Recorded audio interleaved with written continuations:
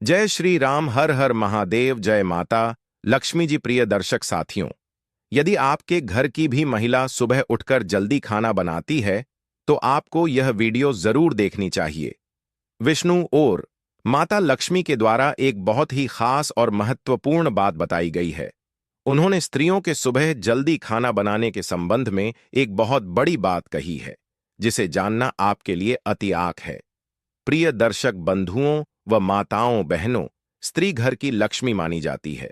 शास्त्रों के अनुसार स्त्री को धन का भी दूसरा रूप माना जाता है, क्योंकि जिस घर की महिला सदैव प्रसन्न रहती है उसे घर में मान लक्ष्मी का वास। बंधुओं, विष्णु और माता लक्ष्मी ने एक छोटी सी कहानी के माध्यम से बताया है, जिसे जानना आपके लिए बहुत ही ज्यादा महत्वपूर्ण है कि जिस घर की महिला सुबह जल्दी खाना बनाती है और यह 5 महत्वपूर्ण काम रोज करती है, तो उस घर में क्यों स्वयं लक्ष्मी जी वास करती हैं। विष्णु और माता लक्ष्मी कहानी को शुरू करते हुए कहती है कि किसी नगर में एक अव्वल दर्जे का आलसी रहता था। वह इतना आलसी था कि खटिया पर जिस करवट लेता उसी करवट लेता रह जाता। करवट बदलने में भी उसे परेशानी नजर आती थी। पत्नी बेचारी जब किसी काम के लिए कहती तभी वह करवट बदलता और पत्नी की तरफ पीठ फेरकर पड़ा रहता। उसकी आदतों को देखते हुए पत्नी को विश्वास हो गया कि वह कभी कुछ न करेगा। एक दिन पत्नी ने बड़े प्रेम से उसे समझाया। बोली, मैं जानती हूं कि तुम्हें खटिया से उठने में कष्ट होता है, किंतु इस तरह एक ही करवट लेटे रहने से भी आद नाकारा हो जाता है। बाहर नहीं जाना चाहते हो तो खटिया पर बैठे बैठे ही कुछ करते रहो। आलसी सोचने लगा, ऐसा कौन सा काम है जिससे खटिया पर बैठे बैठे ही किया जा सकता है। कुछ देर बाद उसकी समझ में बात आई। खुश होकर वह पत्नी से बोला, अरे सुनती हो, मैंने बैठे बिठाए काम ढूंढ लिया है, अब तुम्हें चिंता करने की जरूरत नहीं। पत्नी प्रसन्न हुई। अब कुछ तो घर का काम होगा। उसने सब्जी की टोकरी में चाकू रखा और उसके आगे रखती हुई बोली, अब बैठे बैठे सब्जी काट डालो। किंतु आलसी ने उस ओर ध्यान न दिया।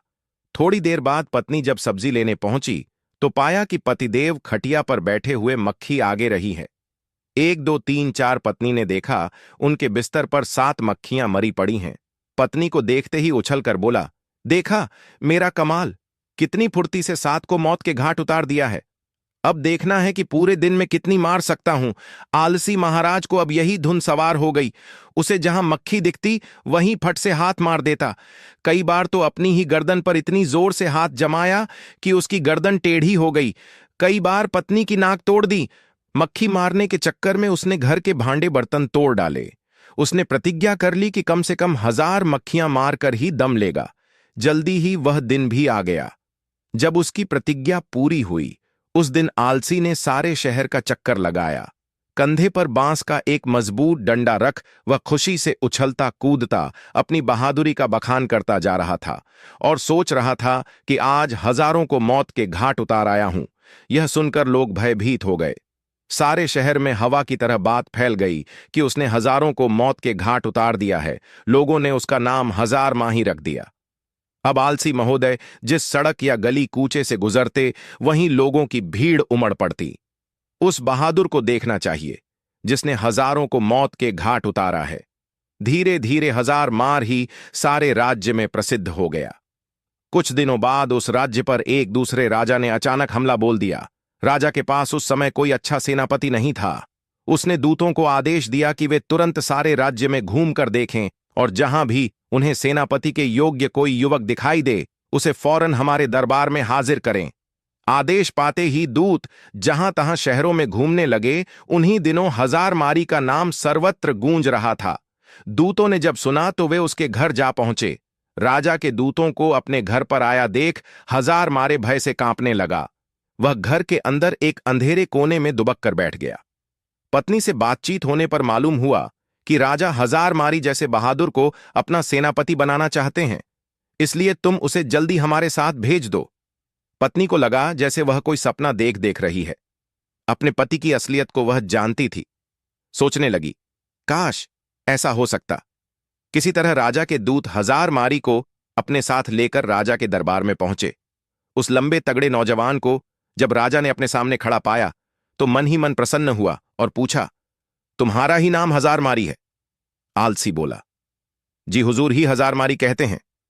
राजा बोला, तुम्हारी बहादुरी के चर्चे हमने सुने हैं। हम चाहते हैं कि शत्रु के साथ हो रहे युद्ध में तुम हमारी सेना का संचालन करो। कांपते हुए हजार मारी ने राजा की आज्ञा को स्वीकार किया और इस बात की सूचना देने के लिए घोड़े पर सवार हो पत्नी के पास पहुंचा। सुनकर पत्नी की खुशी का ठिकाना न रहा। उसने सोचा, हजार मारी सेना तो बन गया, पर शत्रु की सेना का मुकाबला वह कैसे करेगा? कहीं यह डरपोक आदमी युद्ध के मैदान में घोड़े से उतरकर भाग आया तो राजा इसे जीवित न छोड़ेगी।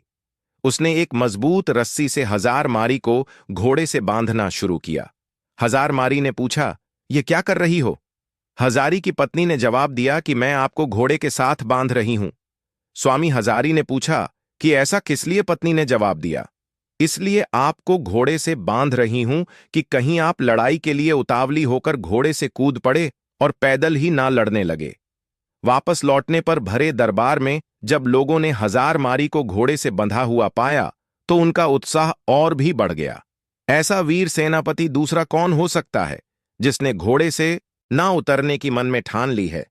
सेना युद्ध के लिए तैयार थी। राजा की आज्ञा पाते ही हजार मारी के नेतृत्व में वे युद्ध भूमि की ओर चल पड़े। शत्रु की सेना को जब मालूम हुआ कि एक बड़ी फौज के साथ हजार मारी मुकाबला करने चल पड़ा है तो उनके योद्धाओं का धैर्य टूट गया। उन्होंने सुना था कि हजार मारी अकेला ही हजारों को मार गिराता है। यह नाम सुनते ही बड़े बड़े योद्धाओं के होश उड़ गए। उन्हें साक्षात अपनी मृत्यु नजर आने लगी। हजार मारी की सेना का उत्साह आसमान को छू रहा था। मैदान में पहुंचते ही वे शत्रु की सेना पर टूट पड़े। दोनों सेनाओं के बीच घमासान युद्ध होते देख हजार मारी ने अपने घोड़े के साथ बांसों के घने जंगल में जा छिपा कि उसकी सेना ने शत्रुओं को दम न लेने दिया। वह शत्रु का मुकाबला करती हुई उसे खदेड़ ले गई और अपने राज्य से निकाल बाहर किया। शत्रु पर विजय पाने के बाद अपने सेनापति की जयकार करते हुए जब सैनिक वापस लौटने लगे तो हजार मारी भी बांसों के जंगल से निकलकर उनके बीच आ शामिल हुआ। वापस लौटने के बाद नगर में धूमधाम से विजय उत्सव मनाया गया। हजार मारी की वीरता पर राजा प्रसन्न हो बोले, मेरे बहादुर सेनापति, हमें तुम पर गर्व है। तुम्हारी अद्वितीय वीरता के कारण हमें विजय प्राप्त हुई है। इसके पुरस्कार स्वरूप हम तुम्हें 1000 स्वर्ण मुद्राएं देते हैं। साथ ही हमेशा के लिए तुम्हें प्रधान सेनापति नियुक्त किया जाता है। यह बहुत प्रसन्न हुआ और मन ही मन अपने भाग्य को सराह लगा। उसके बाद राजा ने पूछा कि बहादुर सेनापति हजार मारी जी, आप हमें यह बताइए कि आप इतना बहादुर भर काम इतनी आसानी से कैसे कर लिया? तब हजार मारी ने बड़े ही गर्व के साथ जवाब देते हुए बोला कि हे राजन, यह जो कुछ भी हुआ है यह सब मेरी समझदार और बहादुर पत्नी की वजह से हुआ है। इसमें एक बहुत ही गुप्त कम छिपा हुआ है जिसे मैं आपको अकेले में राजमहल से बाहर अपने घर जाने के बाद ही बताना चाहूंगा। राजा ने पूछा कि सेनापति हजार में यह बताओ कि तुम यहां वह गुप्त बात क्यों नहीं बता सकते हो? तो उसने कहा, यही तो मेरी सफलता का राज्य है जिसे मैं सबके सामने नहीं बता सकता। आपको मेरे साथ महल से बाहर मेरे घर चलना पड़ेगा। तब राजा ने कहा, ठीक है, मैं तुम्हारे साथ राजमहल से बाहर तुम्हारे घर जाने के लिए तैयार हूं। तब राजा और सेनापति दोनों एक साथ राजमहल से सेनापति के घर गए। जब वह घर पहुंचे तो उन्होंने देखा कि सेनापति हजार मेरी की पत्नी अपने घर में बैठी बड़ी बेसब्र से अपने पति की इंतजार कर रही थी। जैसे ही हजार मारी की पत्नी ने सुबह सुबह अपने पति और राजा साहब को अपने घर पर आते देखा, वह तुरंत ही उठी और राजा साहब के सम्मान के लिए उपयुक्त व्यवस्था करने में जुट गई। फिर राजा का बड़े ही सम्मान के साथ स्वागत सत्कार किया और वह खाना तो बना ही चुकी थी।